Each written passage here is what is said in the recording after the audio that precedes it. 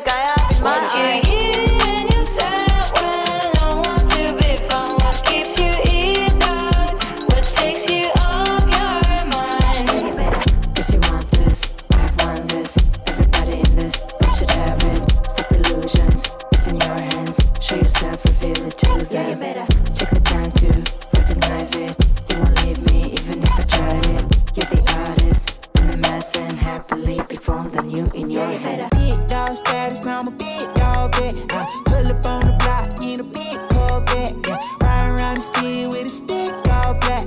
Try with a stroke, but we ain't with all that. Yeah, yeah, yeah, yeah, yeah, yeah. Yeah, yeah, yeah, yeah, yeah, yeah. Yeah, yeah, yeah, yeah, yeah, yeah. Yeah, yeah, yeah, yeah. Made $1 million and I can't go back. Got a lot of jewelry on me, man, can't hold that. 12 asking better, tell him that I ain't so crack. Know your money long when your people can't afford that. I'm ballin', yeah. My mama told me that did my calling. I keep that stick, I don't do no brawling. Open out the doors and let them all in here. Yeah, they all in here. Ooh, big dog. We come out the pound, so we big dog. Heavy patty gun, they break my wrist off. I'm young out of rocket, about to lead dog.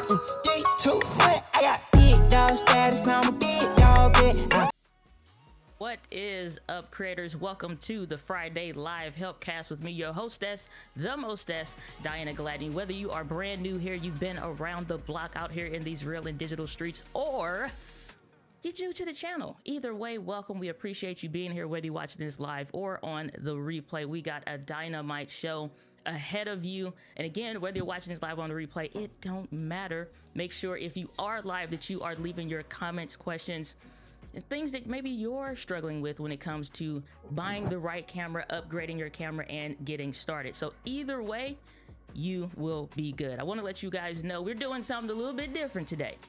Usually on the Friday Live Helpcast, it's me and you going back and forth in the chat. Sometimes we get a little behind, allegedly, and other times, you know, we just roll with the punches, you know. But either way, we get your questions answered. If you start there with a Q and a colon in the chat, I'll put an example of that, or maybe one of the moderators will. Just Q and a colon allegedly will help me to find your answer, your questions faster, so I can get to your answers. But we're rolling it back like we used to do when we first started this Friday Live Helpcast, which is making sure that we answer your question live. I actually bring you on and we answer your questions. We deal with your issues. So whether that was camera settings, lighting, having an issue with the audio, running into systems issues, whatever the case was, we would dive into that live and we would flip and just have maybe 6, 7 different, 10 different guests on the show, as long as you love white chocolate, allegedly. Now, today I am going to be bringing on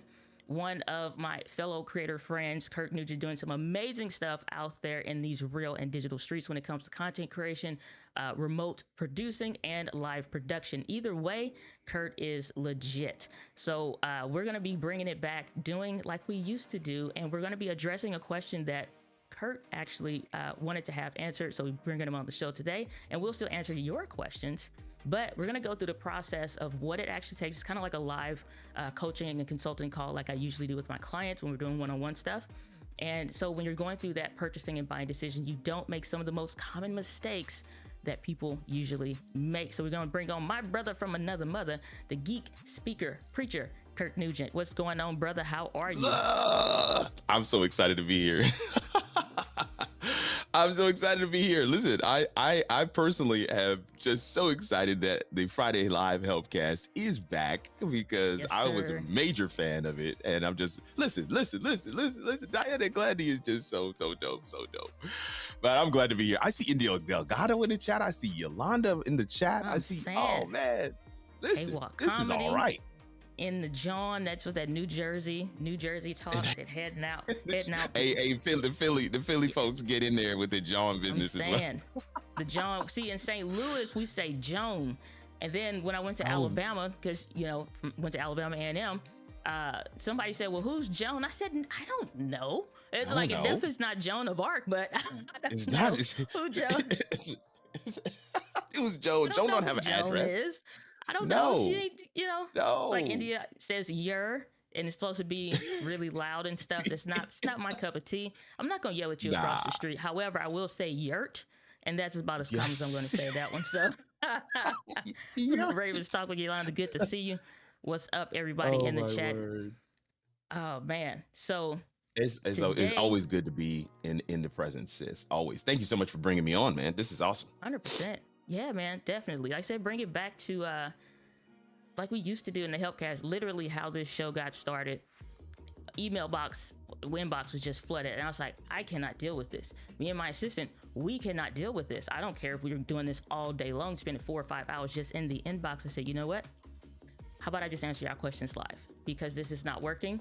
It takes too long. And I'm like, hey, sorry, it's been about 4, 5, 6, 7, 30, 11 days since you sent your initial email. I'm going in sequential orders and I still can't get to everybody. So I was like, you know what?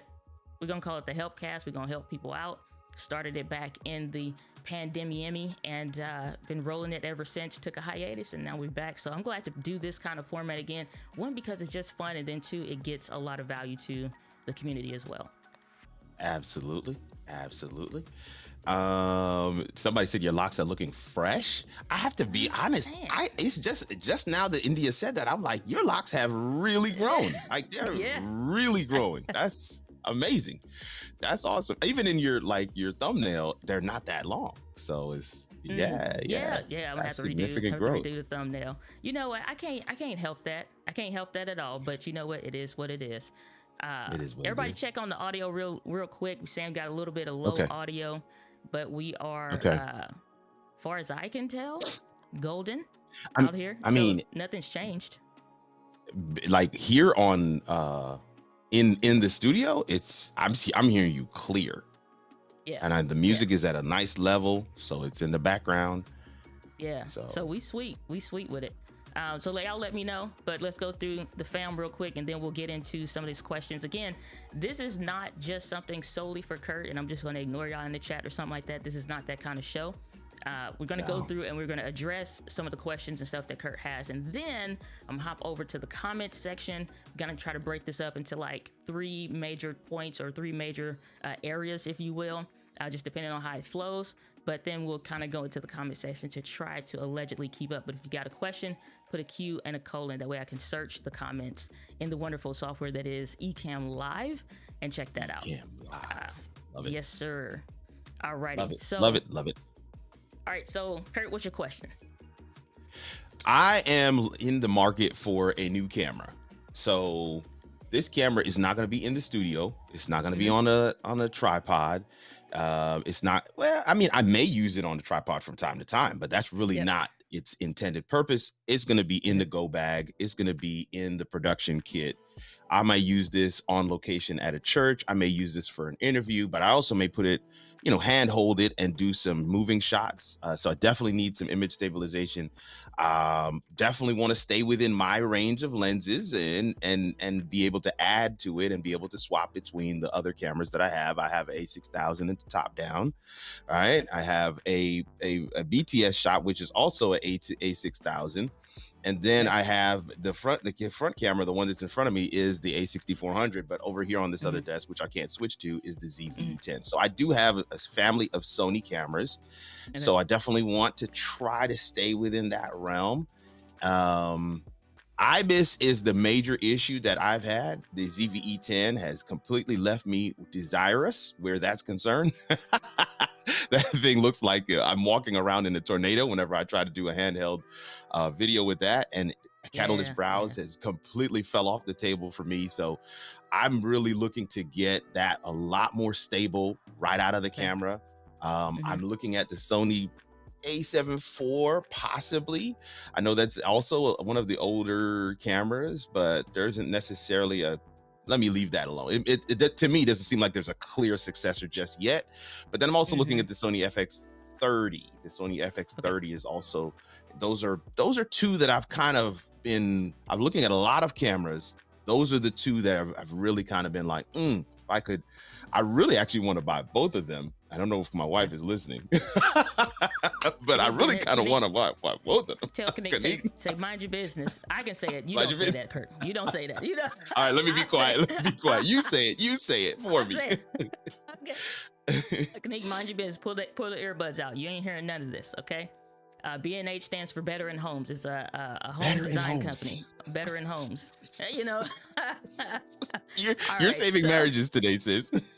All day long. I'm telling you, Kurt, this audience is like 90-something% male.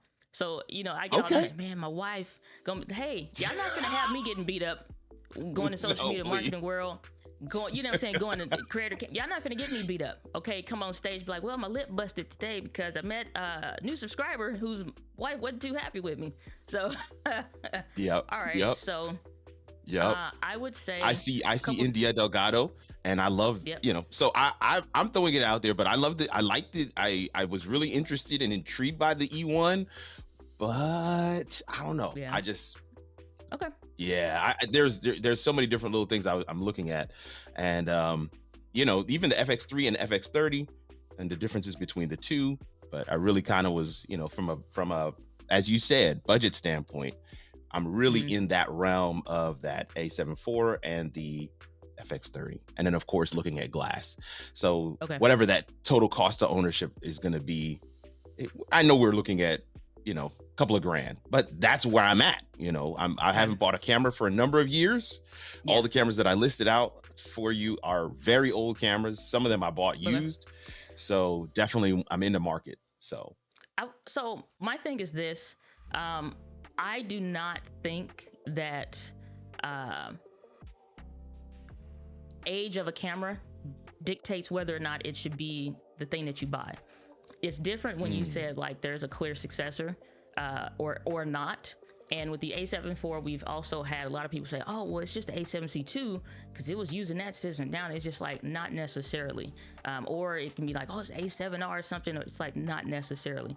The biggest thing is to make sure you identify the primary use case. That's always going to be like first and foremost.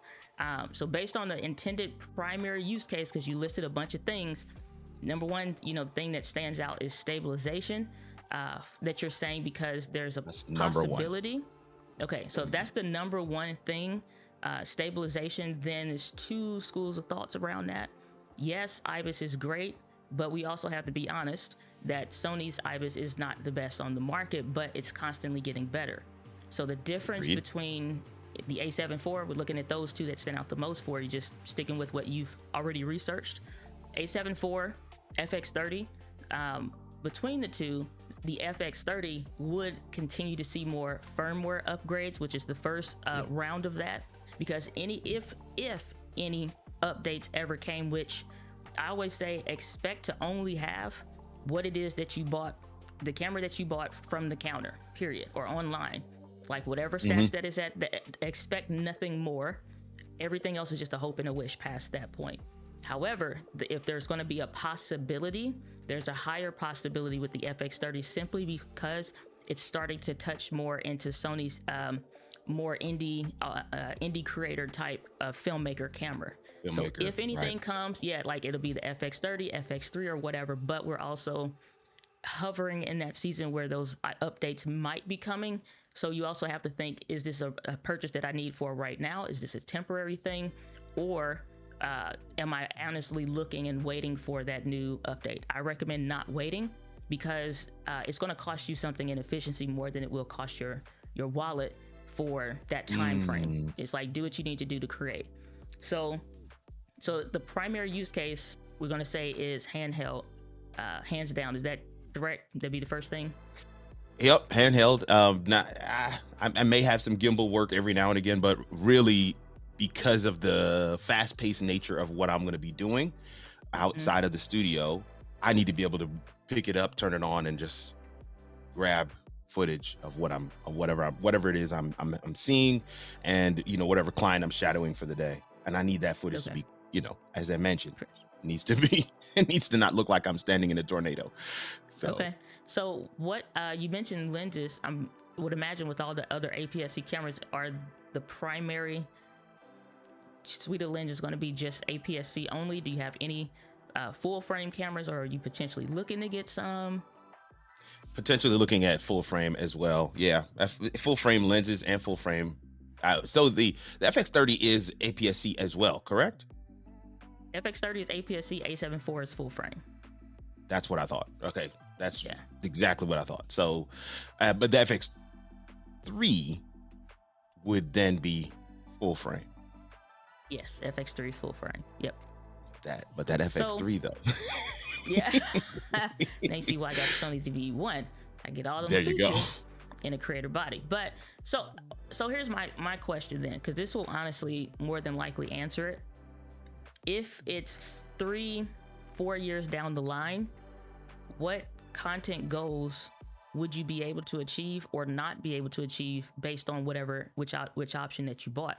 So which one more closely I could say, yeah, I could hold that camera for the next 3, 4, even 5 years and never have to worry about hitting the ceiling creatively with my needs.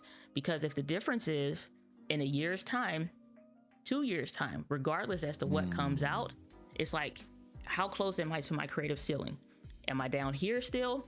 And it's like, it doesn't matter what came out. They're great. They're like, it's amazing, whatever. But I still have, with this camera, a big gap before I start hitting that ceiling. But if it's going to be 5, 6, 7, 10 months in, and you already up here, you bought the wrong thing. Flat out, you bought the wrong thing. So which one of those cameras more closely would resemble like your content goals, stuff that you hope to do? Let's just say 3 years on the short end. Yeah, I think so. Definitely full frame. I see India said it in the chat as well. There's just a lot of different things, different types of projects that I want to be able to take on. Full frame is going to be a lot more closely aligned with what those projects output would need to be.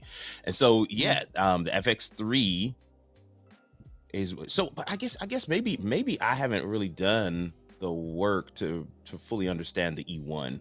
The ZV-E1 and where that sits in that lineup. So because the E1 I thought was APS-C as well. No, the ZV-E1 is full frame.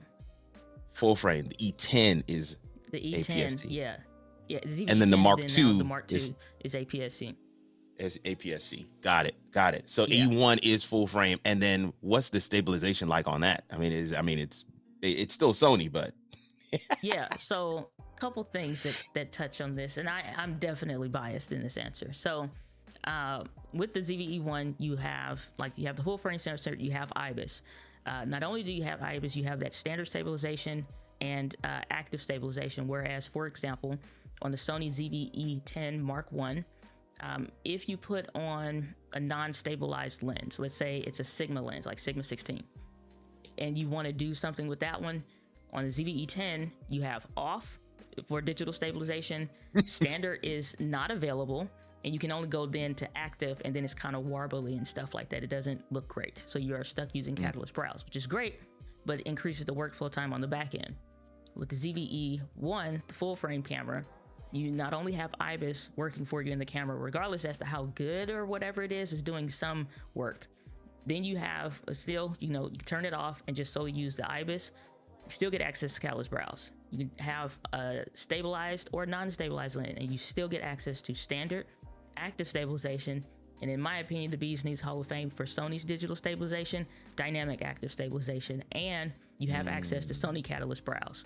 So the doors open up far more with flexibility, which increases efficiency, so that no matter what you're doing, you can still make sure that, like, if I need that little bit of extra, smooth it out for me in Catalyst Browse. It's not every clip. But right. The difference with this one also, because it has IBIS and the digital stabilization, active stabilization is not solely based on digital. Active is also in conjunction with the IBIS, which is different than with the ZV-E10. Very different than the ZV-E10. It's not just all, digital or whatever. It is based in the IBIS. So that's the difference there. So for me, I do not have a steady hand. I've seen some creators like, it don't matter what it is, no stabilization, whatever, no lens stabilization, nothing, and they still have a steady hand. I'm not about that. I don't have that. So that's not me. No, that's not my ministry in life. So not at all. So I'm judging it. Right. So it's like, I'm judging it based off of, like, if I'm walking, I'm getting through the airport and I got to get to my gate, and I'm like kind of speed walking a little bit.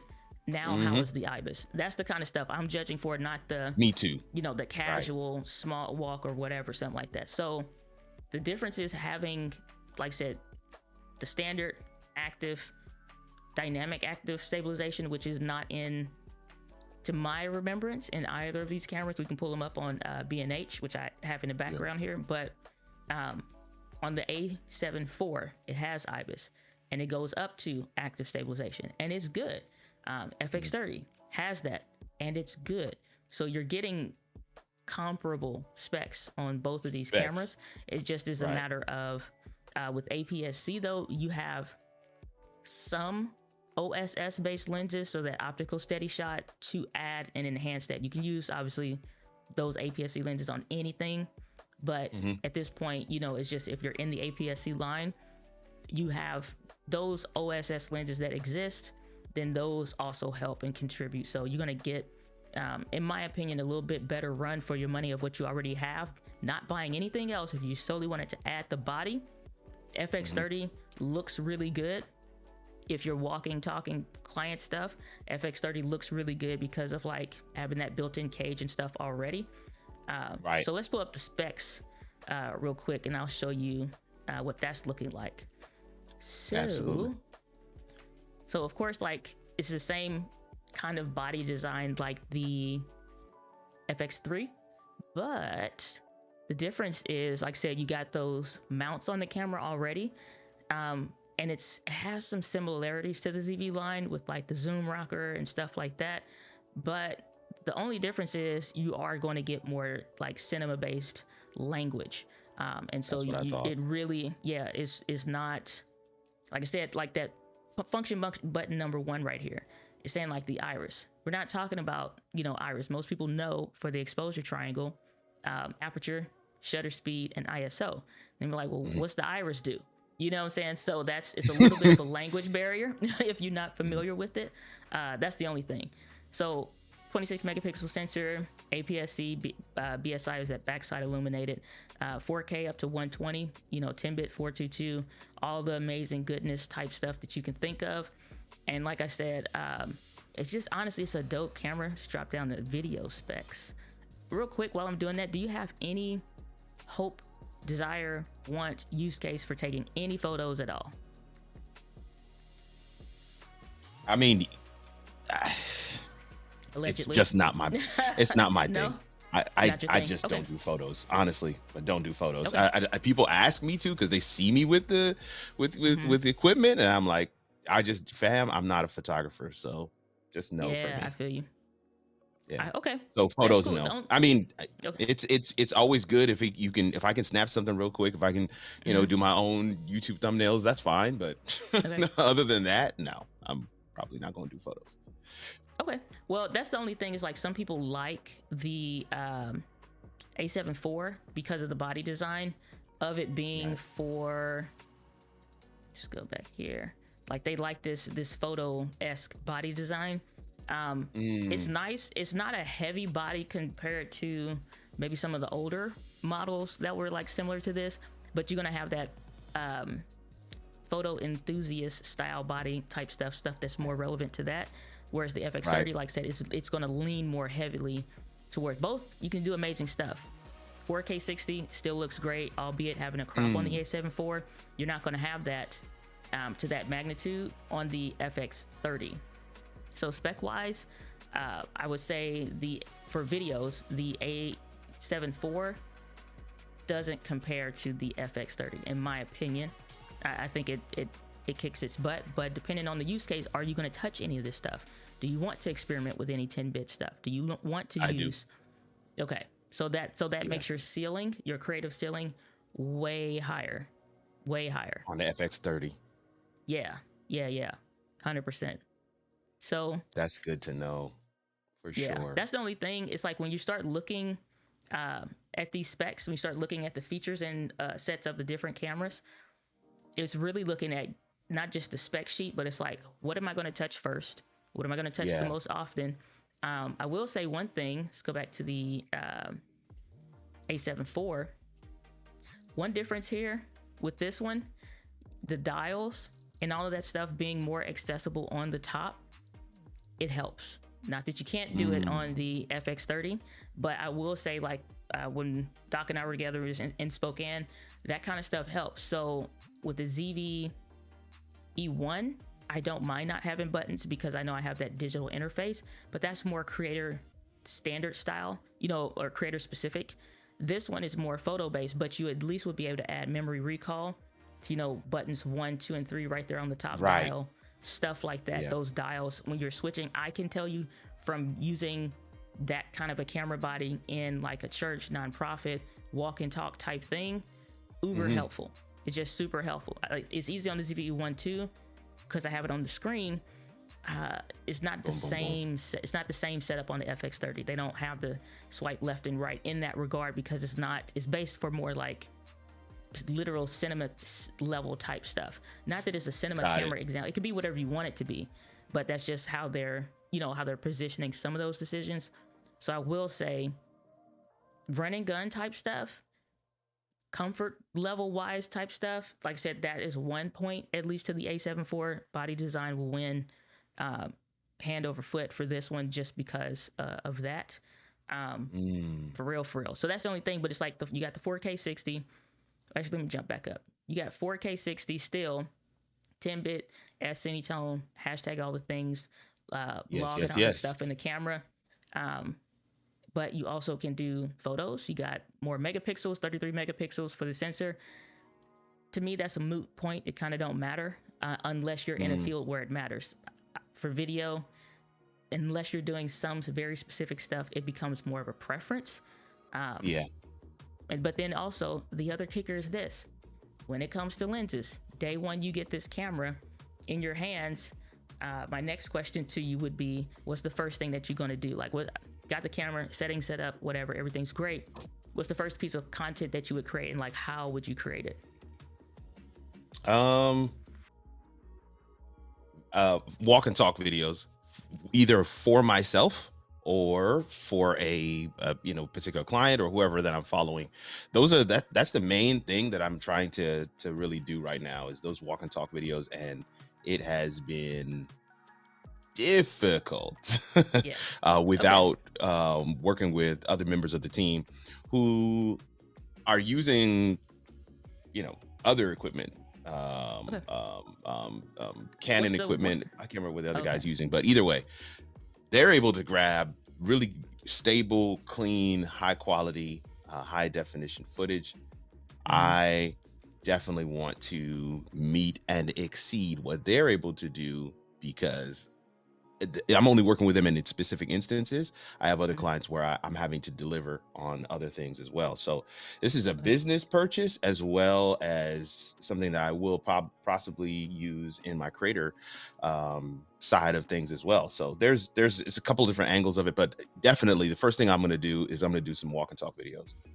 Okay, if walk and talk is the thing, I'm imagining content workflows looking like get to location, do your basic setups or what have you, got your lighting set up, whatever the case is, and then more or less you're ready to shoot and move and go with whatever that content workflow looks like for the day, whatever your shot list is. And if walk and talk is the big thing, personally, if it's me, I'm still probably going to go FX30 in that sense. Number one, because it already day one matches with my lenses, and then two, thing nobody thinks about when they are putting APS-C lenses on the camera. Most people talk about like the quality, or you're not getting as many megapixels. It's not really about the megapixels. It's just that extra added step of, even if you have the feature turned on, so on the A7 IV, when you put APS-C lenses on there, it recognizes this and it switches it. The difference is this: yes, you do get less megapixels or whatever, but you get more reach for going to just APS-C on top of APS-C, because when you use something like clear image zoom, like a lot of times, let's say a prime lens, great outdoors, gives you the bokeh that you need. You got your ND filter and stuff like that on it. Okay, lovely. Well, you got your shot set up, then they get an idea, you move to someplace else. You want to get a different framing. Clear image zoom works better in the instance now flipping to the A7. I'm thinking A7C. Now flipping to the FX30, because it's APS-C. On APS-C, there is no crop. People talk, well, what about the crop of the sensor? The hell with that. There is no crop when you put a lens, because everybody's like, because they always compare it to full frame. Right. They compare it to full frame. But if you have no intentions on buying full frame, it's a moot point. It doesn't matter. It's like saying, well, you know, well, my Toyota, compared to a Maserati, it's like, unless you ever buy one, it don't matter. You know what I'm saying? So when you put that APS-C lens, and I've done this in real time at an event with, at the time it was the A7C and with the ZVE10, and I've done that same kind of pairing with the, between those two and the A7 IV. The difference is this: you put that full frame, put the APS-C lens on the full frame camera. Yeah, you crop in. Now you're getting even less quality if you were to use clear image zoom, which is fantastic in those type scenarios. Flip it over to FX30 scenario. Not only at whatever the resolution is, I think it's something like 26 megapixels or something like that for that sensor, 26.1. But when you put that APS-C lens on that APS-C camera and you use clear image zoom, you have more megapixels on this side of the thing that gives you higher quality. It's going to look a bit more to the client's eye. Yeah, to the client's eye, it just is a bit more pop. They don't know how to explain it, but it's a bit more pop, and you get that reaction when you flip the camera around and you show them, and they're like, "Oh my gosh, that looks amazing." The other thing is, you have stuff like that's coming forward. Like I said, those FX30, they're constantly getting firmware updates. So you look at something like having the LUTs already in the camera, which, like I said, some of this stuff is synonymous between the two bodies. But again, you can take that same FX30, put it in any film scenario type stuff that you want, and it's going to pop. You know what I'm saying? It's going to do its job. Not that the A7 IV couldn't, but again, it makes a difference sometimes when you're in that professional setting. Matching the brand aesthetic in the room for the equipment makes a difference. Like if I take my ZVE1 into like a church's worship team type scenario type stuff, it's going to stand out. Number one, is white. It looks like potentially like a little bit like toyish. You know, it's this plastic body. It does not fit the aesthetic. If I took an FX30, FX3, whatever, even an A7 IV, whatever, you match that brand aesthetic a bit more. In the client's eye, for whatever reason, you could charge a higher price. Because it seems, I'm just telling you flat out, you can charge a higher price solely off of the aesthetic and how you build it out. Third point, not to throw any more money at the table, but I'm just going to throw it out there because it makes sense to what you're trying to do, and the extra weight will help. And everyone's wives are going to love this. Come allegedly. On. I can't wait for it. I can't be held responsible for what you do with your wallet, but I'm going to show you something, and it ain't none of my business what happened after the fact, okay? So this is, everybody know like Caleb Pike over at DSLR video shooter, been an amazing creator for a really, really long time. He made the Cineback. Essentially, this is kind of rigging out your camera, whichever you get, like a cinema camera. Again, just fitting that brand aesthetic a bit more in the client's eyes. You showing this kind of a rig setup, you look a bit more professional. So they have it for the FX30, FX3. He's building it out for other cameras and stuff. And so again, it fits the brand aesthetic just a bit more when you keep rigging it up, adding your other stuff to it. And so now you're starting, so even you got the Blackmagic cameras and stuff like that, you're starting to fit it a bit more. And again, he's fitting all of these per camera. They do have a generic model, but he's fitting these all per camera. So you can use the V mount. I've seen these rigged up really, really nice for any of these cameras. So essentially, this is an option as well. Like I said, A7 IV as well, but I'm just throwing that out there. When you hit that brand aesthetic a little bit harder, you can charge a higher price. You can charge a higher price.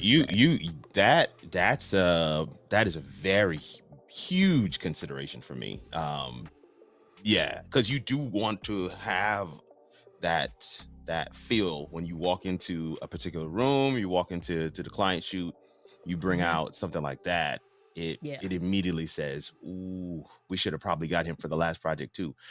Make sure we call the other guy and tell him don't come back. Exactly. Because Which is a real that's deal thing. that's yeah, that's a Real really deal dope thing. setup. I did a project for some PSA videos for a bank, credit union here locally. Really had a really great time with them. Blown away by the end product, the guys were, but again, it's one of those things where I know, they're not professionals in this space, but as they look at the equipment, they're just like, oh man, you just came in with one bag. Most of the time they're wheeling in a whole cart truck, to Yeah. get all Yep. of the shots that they need. And Yep. so, I'm trying to strike that balance. I think the FX30 is definitely there. Man, that rig is amazing. Yeah, it's pretty beautiful. Let's That on rig to is some amazing. comments. It's been a minute. India Delgado's India America speaking Spanish in America. So saying, yeah, man, saying that's why I like the FX30, FX3, because I'm switching to full frame already and started to Right. switch, but the price of the FX3 has my pockets hurting. I understand that. Feel you, but that's the sis. thing. I feel you. That pockets. That is why when I made the transition to full frame, one, because I'm not doing production work and stuff like that anymore, but when I made the switch to full frame, I want to spend $0, 0 cents on the trade-in, because I know I'm not going back to APS-C. But if you stand, there's nothing wrong with either. It's just preference. It's literally just preference. So it's like I'm not going to use it, so it'll just continue to depreciate. So I traded in some Right. stuff. So sometimes that can help to offset that cost, especially if you have a camera, you hit all your angles, you have all your necessaries. Honestly, one pro tip, if y'all are out there in production work or something like that, back from my freelance days not too long ago, what you do is this: price out your kit, everything. SD cards, do you have the SD cards? Do you have the media? A lot of people buy not using that Alvis hierarchy of investments that I talked about in my best-selling book, The One Right Video, out here in these real and digital streets. But it's like A for audio, L lighting, then you get to the camera stuff, then you have your accessories, and then you have your software and systems.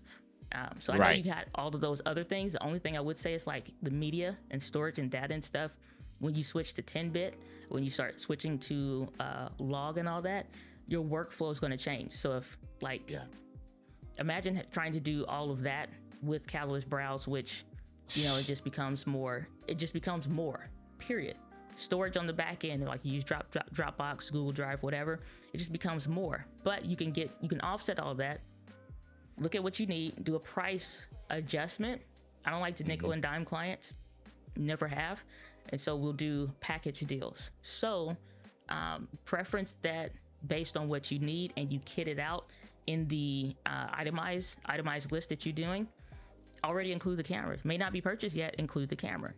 And so Perfect. what you'll do is you price in what that rental fee or the use case is per se. You don't have to put a dollar sign exactly, but you can list it out, put that camera in there along with what you already have, but make sure your invoice matches what you need to make that transition for it. Whether even if you have to rent it for that use case, just to see if it's right for you first. But then you also make sure that invoice makes sense financially, so that when you get paid, you get exactly what you need, and you just go pick up your gear, period. I go price, I find the camera.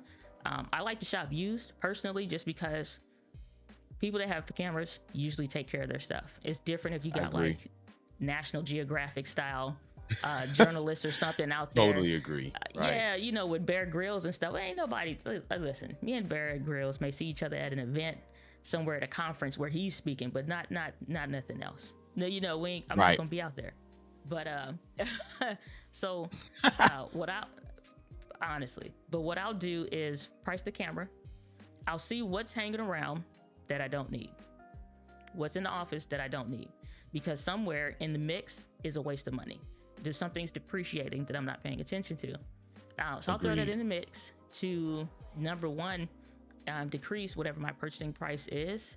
Then make sure I get all my stuff. So I'm doing a trade-in, because trade-ins have higher values than just selling something, getting the money, and maybe going buy someplace else. I try to find one store I'm gonna do business with. So let's say that's mpb.com. I like their stuff. They're a really good company. I like their to work stuff with. too. Yeah. Yeah. Find my camera, get that serial number, whatever, put it in my cart, buy something that I might need. So maybe that's a cage, maybe that's some accessory, something, whatever, just buy something. And then that way you're getting more value and you're spending less money and you're still getting stuff that you need. So that day one, when you get it, you're ready to go out the gate. Clients already paid for that in advance. So you're not waiting to recoup the money. Right. You got it on the front end instead of on the back end. So that's one thing. David's saying my marriage has been saying, I'm telling y'all, if your wife, your spouse see B&H photo, or as long as they don't say photo, video, and say, honey, what's B&H.com? It's Better in Homes. They had an article on Better in Homes. Better in Homes. Yeah, Better in Homes. It's like they had an article on what men should be doing for their wives, and I just appreciate you so much. Just get into it. You know what I'm saying? Just get into it. Saving marriages. And That's also, amazing. David said he also looking at the A7C too. That's another option as well. That's pretty close, but again, it's just an A7 IV and an A7C body, literally. That's it. Saying that's not my testimony. Shaky hand syndrome. Yeah, we need Ibis. What's up, Rocket Rose Vlogs? Good to see you. Glad that you are here. Hey, we got Harsh Solanki React saying, hello, Diana. Just saw you are live. Hand pink waving. Well, hello to you. Got a brown hand waving. Come on. We like the hand pink waving.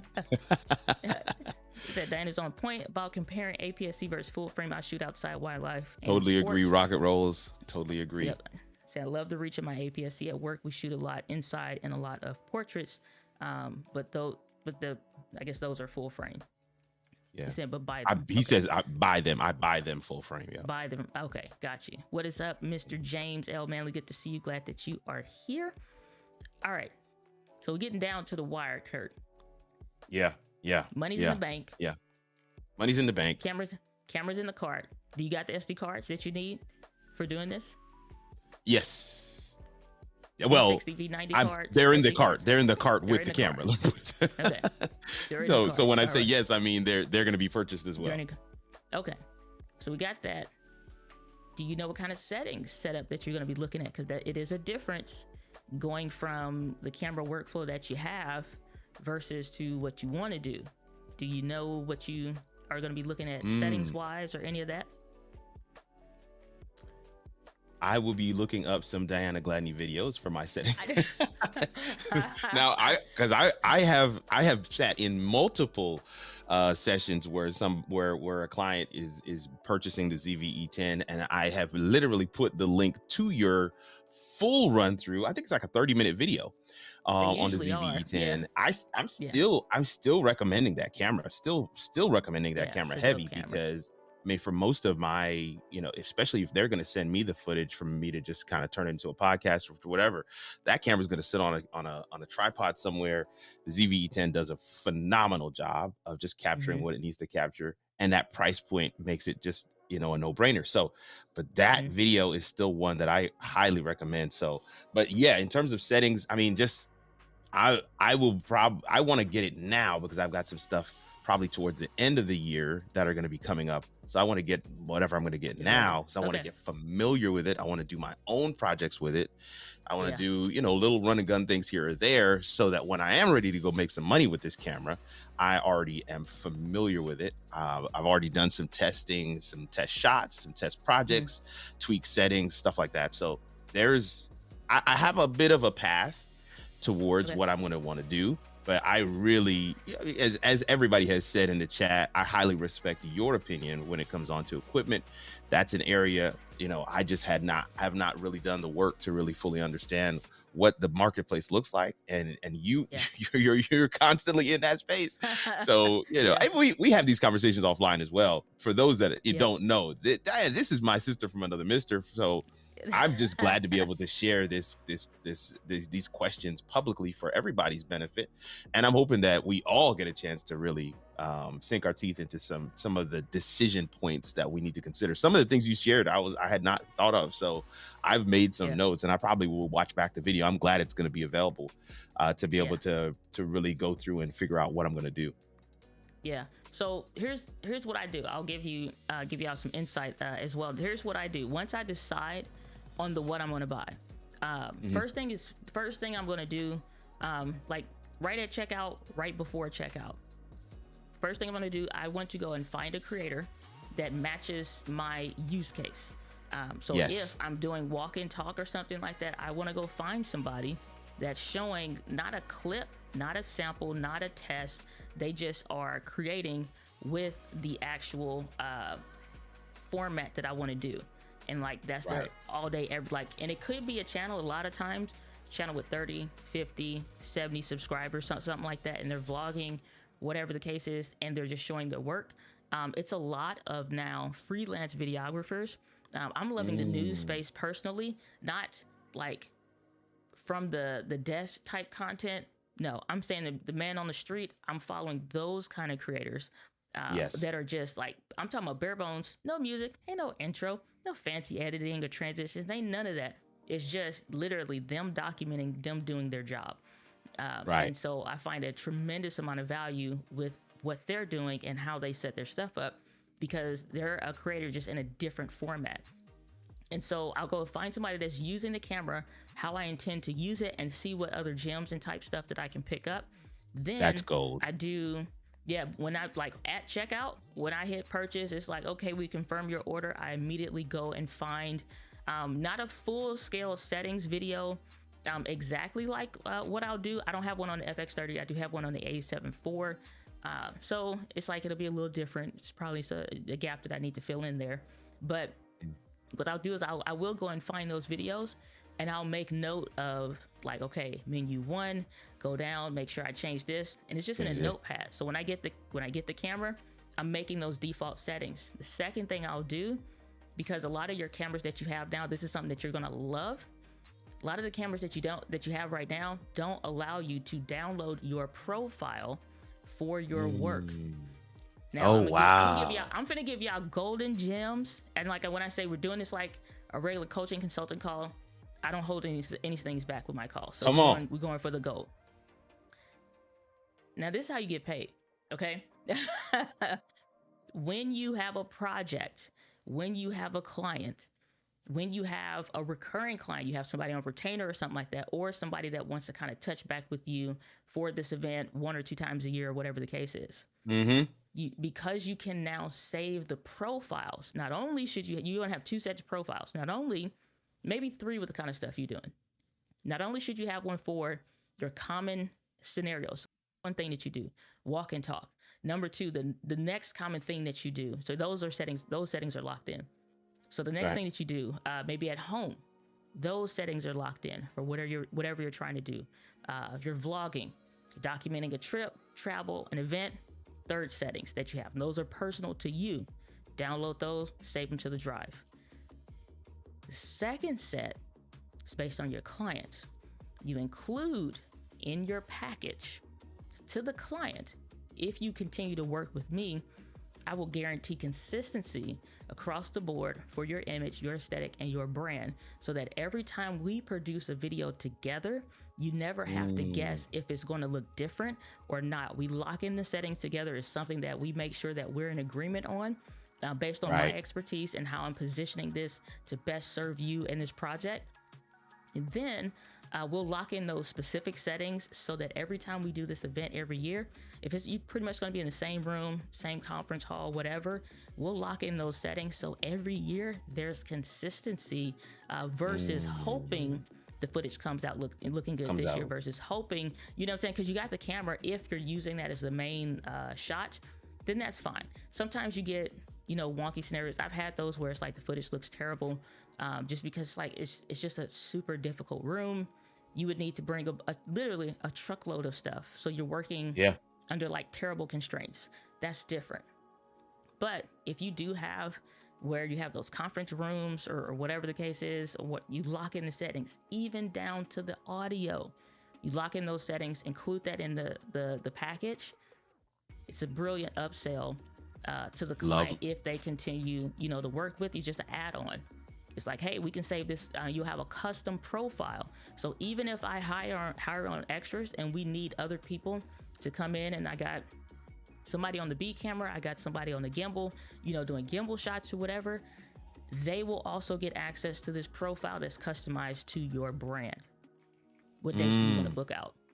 You know what I'm saying? And so No, I love that. It's an instant sale. It's so easy, but it also makes your content workflow and stuff easier. So I've saved several profiles for myself. And then I'm gonna tell you this as a creator, Kurt, you can also sell this to your community. So the same way I did with I have one for the, what is the camera? The other APS-C camera that came out, A6700. 67, yeah, okay. Yeah, we have the settings video that I recorded, just never posted it, never sent it for editing or whatever. Have that video. Same thing with that one. It's like, these are some of the best settings. You don't have to watch a 30-minute video. You can just download it. Download it. Oh. Yeah, jump ahead, download it. Because I have people that buy my Sony ZV E1 package. I did a video. Here's how I, never have to stress about my settings. This is what I do. Same thing I just told you. You like, 1 is here, just custom 1, 2. 2 over there. 3 is vlogging. You know what I'm saying? So I have that. But then when I go to social media marketing world, I can lock in those settings. So that's something I've been blessed to be a recurring speaker at. And so it's like, go back to the thing, lock those settings in. Messed up last year or this year for some reason. I got something wrong, but I lock those settings in. Otherwise, hey, those things happen it's too. Like, it's great. Oh man, you never know. But it's a something where it's like, okay, or this lighting change, or they added this, relock those settings in. So the memory recall becomes a game changer. It's not just save it on this SD card or you're stuck doing. You don't have to play that game anymore. With either of those cameras, you get that flexibility. That's lovely. That is lovely. I see you got a couple of questions in the chat, but that right there, that's gold. I'm definitely making sure to take that note.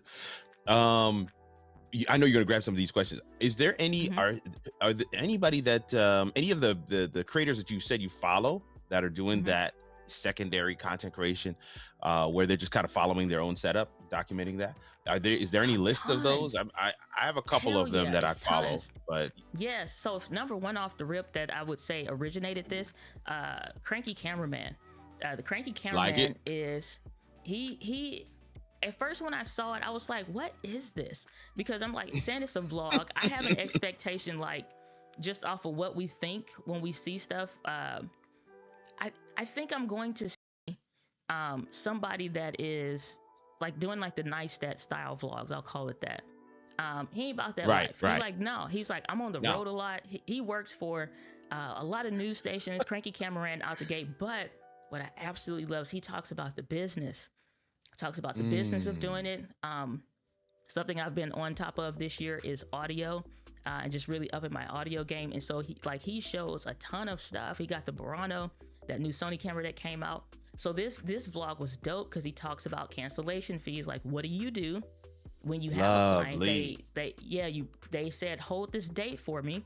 And so, in the news industry or whatever, it's like a customary hold thing or whatever. But obviously by a certain time that needs to be booked. But what happens if the client cancels? Okay, well, you said no to something. That's gem number 2, is that he talks about a lot of times people do not save their declines. How many opportunities did you get throughout the year? And how many did you decline because that date was already full? Well, now you have a client that said, I booked you for this date. They've asked you to hold it. You've declined some other business, but then the original person canceled. Well, what do you charge them? So sometimes it's the full day rate, sometimes it's the full thing, and then it's like sometimes depending on the brand, it's a certain package. So some of this stuff he talks about, like batteries, the FX9 rig. It's a lot of these other guys, but Cranky, out hands down, number 1. Cranky Cameraman. Okay, is my favorite. Yeah. Now I've seen a couple of his videos, but this is gold. This is gold because again, it's one of those. I don't need the heavy edit. I just need to see what I need to see. When I say I will binge Cranky Cameraman stuff, like I do not miss. Like it's some of it, like I had to create a playlist so I can go in order or whatever. But the thing is, he just, and it's not even like what we think of vlog and stuff is. It literally, all of this, all the guys that I watch, and when I say binge watch without fail, they are just doing it on their phone. Whatever phone they have, that's all that they're using. Nothing else. no audio, no lapel. They're not worried about lighting. It is whatever it is because it's literally pure documentation. Yeah. Absolutely love this stuff. All right, let's get to some of these comments real quick. I saw two, but I might have missed some. So Cyrus is saying, just traded in my Sony A7 something for the A66. Is it A7 for real, or is it something else? So let me know. For the A6600 is a good idea. Full frame lenses are too expensive. Just because, I will say this, just because you have a full frame camera, don't feel obligated or pressured. And again, when you're creating and you're doing your stuff, sometimes you have to close YouTube so that you virtually are telling people to shut up. And I say that respectfully, because you cannot base your business, base how you create on somebody else's expectations or somebody else's rules for creating. Or is it like, you know what I'm saying? Like, so everybody will say something like, you need to be on full frame. I remember that was going heavy for a while. Like, you need to be on full frame, if you're a real creator kind of stuff. And it's like, that's dumb. And that's not true. I use the ZVE1 and I still would use a ton of APS-C lenses. It's now kind of like a 50-50, but sometimes APS-C is the better type lenses for you. So camera performance, I don't know if you mean like the A7 I, A7 II per se, but if you are coming like the first A7 camera to an A6600, there are some benefits there because you're getting the newer Z battery versus those older A7 I, even like the A7S Mark II. Those had, those still had those FW50 small joint camera batteries that you'll see like in the ZV ones. I think this one got a battery, so these are these FW50. These are the smaller ones. You know, the original A7, S2 even had those cameras. And so you're going to get the benefit of having the bigger battery, that FZ100 battery. You are going to get a flip up screen. So flip, I know it's team flippy to the side and team flip up. I'm enjoying being back flipping to the side. I'm just saying, but there are some benefits to the to the A6600. Of course, you're getting a little bit improved IBIS compared to what it used to be, and autofocus, hands down. On like if you're going from the originals to now, you're gonna get eye autofocus on that A6600. So is it a good idea if you've already made that switch? Somewhere in there you already agree with that statement. You don't need my say so, but if it helps to make you more comfortable and confident in that purchase, be confident in what your intended use case and how you plan to create. Sometimes you have to just get rid of all the other external voices and pay attention to your own. A6600 is still a fantastic camera, and there's a lot going for having that camera. So, you know what I'm saying? I thoroughly love it. There's a lot of still a lot of miles left to be had on that camera, for real. A BZ Sports X saying, what camera you recommend for sports video? So this is a little bit out of my wheelhouse, but I've done a little bit. And when I say a little bit, I mean like a little bit. So that is a really fast-paced environment because you don't have repeats. You don't have time for replay. We only see replay on TV, and that stuff happens so quick that like if you miss it, you miss it. So sometimes it's not really the camera, it's the lens. And if you are getting a certain camera, it's making sure the autofocus is dope. I would say if you are getting into sports, whether that's photo or video, the R series is fantastic. They still put a lot of dynamite features in the R series of cameras. If you want to go small, then you can get, it was like the A7C R camera. I'll pull that up real quick on B&H. Better in homes if you got to tell your spouse. You know, I'm just trying to save some marriages out here in these real and digital streets. Pull this up. Yeah. All right. Hold on. We got going on here, but it's like the A7CR, I think it is. That's one, a good one that just recently came out if you want to go small. A7CR. Oh yeah, A7CR. So if you want to go with a smaller body, then this is and I say smaller relative to like the full scale joints. Yeah, so it's a little different, but it's still a dynamite. When I say a dynamite camera, it is a dynamite camera. And so you're still getting that FZ100 battery, flip out screen, if this is a preference for you. If this costs a little bit too much, then depending on what you're doing, like honestly, it's not, I don't see many updates other than resolution and autofocus. And sometimes the speed for how fast, you know, how many frames per second you can shoot, like, oh, this one has 10, this one has 22, this one has whatever. That's usually the biggest thing. So like this one's a 61 megapixel full frame sensor. You're still getting that 10-bit 4K 60. So if you need to pop a video real quick, or you're doing a highlight reel, all this stuff is still available to you. You're still getting IBIS, still getting flip screen, you get an EVF, albeit like I think it's sometimes an upgrade path that could be had for that compared to what's on the market. But 2.36 million dots, not terrible. You know, it's a good EVF. So you'll be solid if you get something like this, if you can swing it. Even if you rent it, which is what I recommend, rent it first, see how you like it, see how it fits your workflow. Because that's good. $2,400 is nothing to sneeze at, even if you have good clientele and you have good business coming in. So I would say rent it. Like I love lens rentals. I think the link there is dyna.link/lens rentals. And you can check that out. And so what happens is when you rent it, that amount, I think it's like up to maybe 15% or so of whatever you've rented it for. So whether that's a month, whether that's a couple weeks, a portion of that renting price now goes attributed to the buy price. So they have what's called a keeper program. So you can rent it.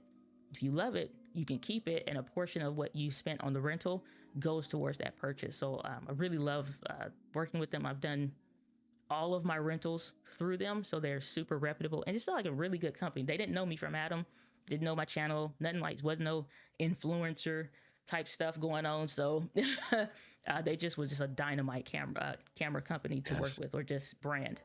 So rent it and try it. But that's a good one. What's up, Monty Weaver? I was just watching your stuff the other day. Monty, good to see you. Glad that you are here. Tatiana teaches out here in these really Tatiana's on there too. That's what's up. David Hunt, come on, shout out, Mr. Camera Junkie. Shout out.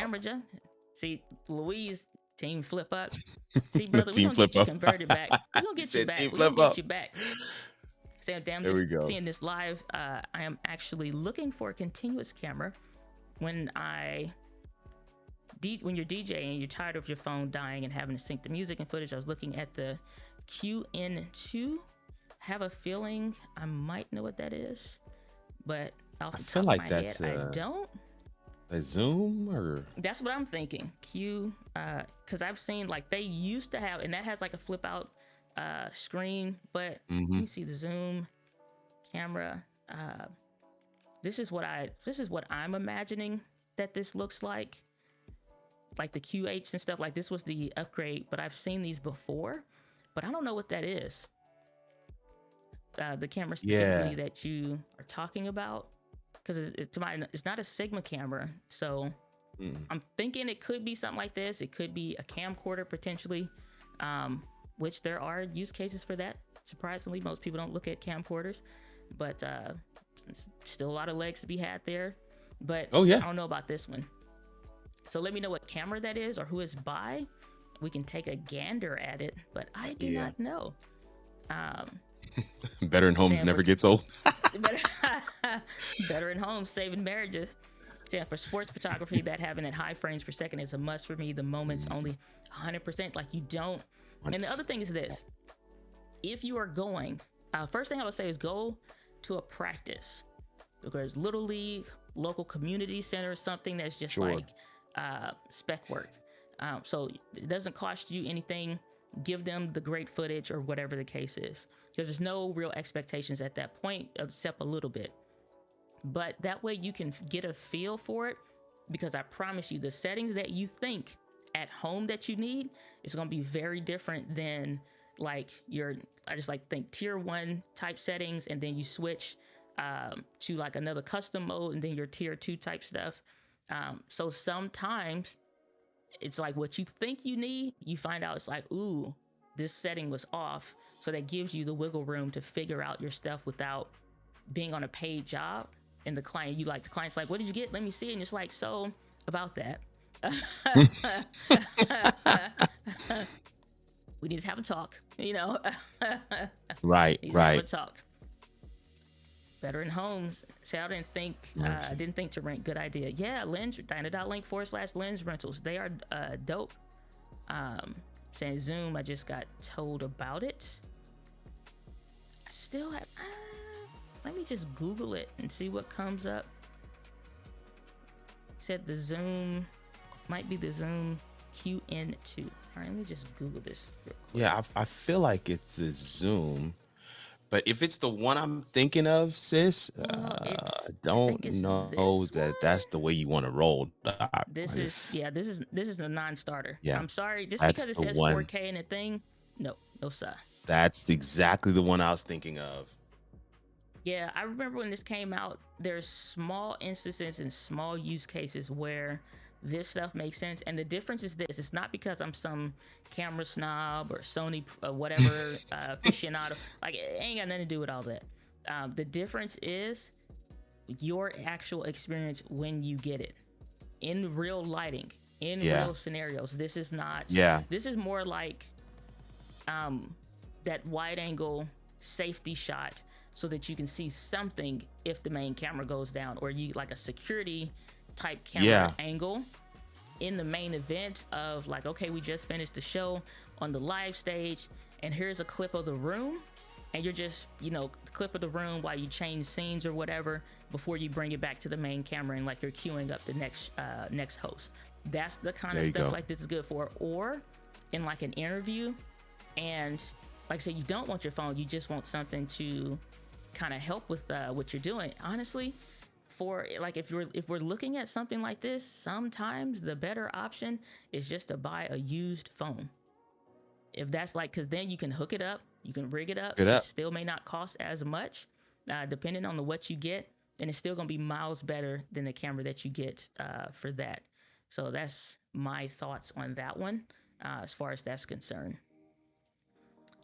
All right, let's see. Yeah. Sam Plus got my letters I reversed. cannot agree worries. with you more on that. No worries. All right, well, we didn't hit the end of the chat. And hit the hour. We ain't doing no 5-hour energy live stream today. We're not doing no 5-hour energy live stream today.